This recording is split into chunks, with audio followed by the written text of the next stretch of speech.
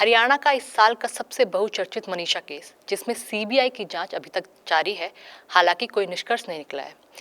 परिवार वालों की मांग है कि जल्द से जल्द जो भी क्लोजर रिपोर्ट है वो सामने आए या फिर परिवार के संग साझा की जाए, ताकि उन्हें विश्वास हो, भरोसा हो कि सीबीआई भी बखूबी उनकी बेटी के केस की जांच कर रही है, लेकिन अभी तक ऐसा हो नहीं पाया। नमस्कार, आप देख रहे हैं इंडिया न्यूज़ हरियाणा और इन खबर हरियाणा। मेरा नाम है आरती अग्रावत। दोस्तों, मनीषा केस की जांच जारी है। लगभग 140 दिन इस केस को बीत चुके हैं, लेकिन सीबीआई की तरफ से भी कुछ भी साफ नहीं हो पाया, जिस पर परिवार वालों का कहना है कि उनके सब्र का बांध टूटता जा रहा है, उनकी आस टूटती जा रही है, उनका धैर्य अब जवाब दे रहा है कि आखिरकार कब उनकी बेटी को न्याय मिल पाएगा, क्योंकि अब बहुत ज़्यादा दिन बीत चुके हो। ऐसा ना हो कि ये केस धीरे धीरे ठंडे बस्ते में चला जाए।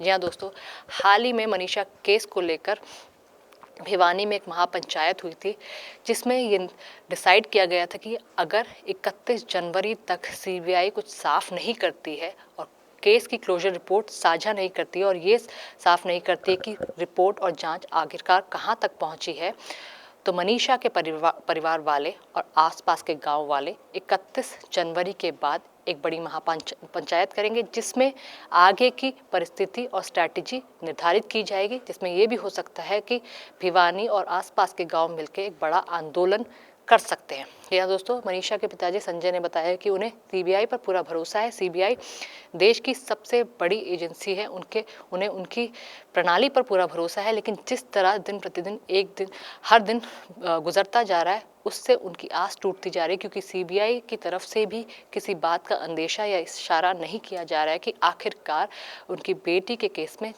जांच कहाँ तक पहुंची है। यहाँ दोस्तों, हाल फिलहाल में काफ़ी सारी महापंचायत भिवानी में हुई थी। मनीषा को लेकर खासतौर पे महापंचायत हुई थी, जिसमें बहुत सारे किसान नेता भी मौजूद थे और आसपास के गांव के लोग भी मौजूद थे। हर किसी की यही मांग है कि सीबीआई जल्द से जल्द केस को साफ करे, परिस्थिति को साफ करे, या फिर ये साफ करे कि केस की जांच अभी कहाँ तक पहुंची है, ताकि कम से कम परिवार को एक मजबूती और एक भरोसा सीबीआई की तरफ से भी मिल रहा है। या दोस्तों, 11 अगस्त का ये मामला है।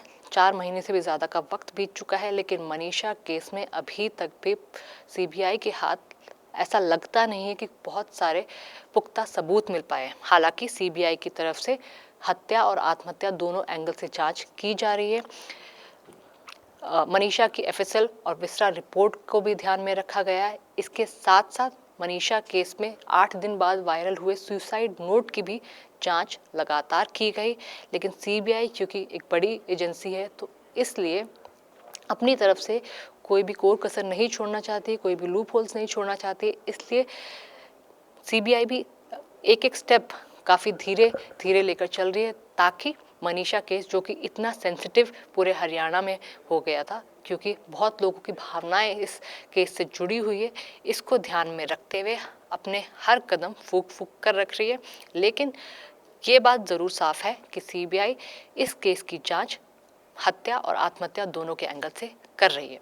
यहाँ दोस्तों, छोटा सा बैकग्राउंड आपको समझा देती हूँ कि 13 अगस्त को जब मनीषा का शव मिला, शुरुआत में ये देखा गया और प्राइमा फेसिया ये लग भी रहा था कि हो सकता है मनीषा के साथ रेप के बाद हत्या की गई हो, लेकिन हफ्ते भर बाद एक सुसाइड नोट वायरल होने लगा, जिससे ये पूरा का पूरा केस आत्महत्या के सिनेरियो में तब्दील हो गया था। लेकिन सबसे ताज्जुब बात ये थी, जब एक दिन में हैंडराइटिंग एक्सपर्ट ने हैंडराइटिंग भी मैच कर दी थी, लेकिन इसके बाद जब परिवार वालों और गांव वालों का गुस्सा फूटने लगा और ये कहा गया कि उनकी बेटी ऐसा कोई कदम नहीं उठा सकती क्योंकि ऐसी ज़रूरत भी नहीं थी, उसके बाद ये केस हरियाणा सरकार पर प्रेशर बनने के बाद सीबीआई को सौंप दिया गया। इससे पहले 2 पोस्टमार्टम भी हो चुके थे। पहला पोस्टमार्टम भिवानी के सिविल अस्पताल में होता, दूसरा पोस्टमार्टम रोहतक पीजीआई में होता, जिसमें जहर कंज्यूम करने की बात की गई थी और ये भी कहा गया था कि सीसीटीवी कैमरा में साफ तौर पर देखा जा सकता है कि किस तरह मनीषा पेस्टिसाइड वाली शॉप से कीटनाशक खरीदती है और हो सकता है वो उसने कंज्यूम किया हो, जिसके कारण उसके गले और आसपास का एरिया नीला पड़ गया था। और रोहतक पीजीआई के कुछ अधिकारियों की तरफ से ये बताया गया था कि मनीषा ने जहर कंज्यूम किया, इस बात की पुष्टि भी कर दी गई थी। लेकिन जब परिवार वालों ने प्रेशर बढ़ाया और ये मांग की कि ये केस सीबीआई के हवाले होना चाहिए, तो हरियाणा सरकार ने ये केस सीबीआई के हवाले कर दिया था, जिसमें तीसरा पोस्टमार्टम दिल्ली के एम्स अस्पताल में हुआ, जिसकी रिपोर्ट फिलहाल गोपनीय है। लेकिन उसके बाद से लगातार सीबीआई इस केस की जाँच कर रही है। कई दफ़ा सीबीआई की टीम भिवानी भी पहुंच चुकी है और परिवार वालों से भी लगातार बात कर रही है। और मनीषा के पिता संजय से भी फ़ोन पर सीबीआई के अधिकारियों ने कई दफ़ा बात की है, भरोसा भी दिलाया कि जल्द से जल्द इस केस में कोई ना कोई निष्कर्ष निकलेगा।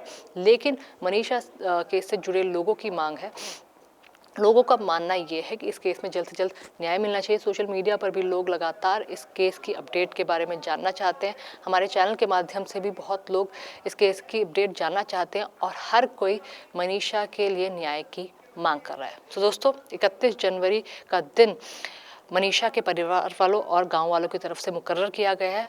31 जनवरी को सीबीआई को अल्टीमेटम दे दिया गया। हो सकता है 31 जनवरी को हरियाणा में भिवानी में एक बड़ा आंदोलन देखने को मिले। दोस्तों, इस पूरे केस पे, इस पूरी अपडेट में आपकी क्या राय है, हमें ज़रूर बताइएगा। नमस्कार।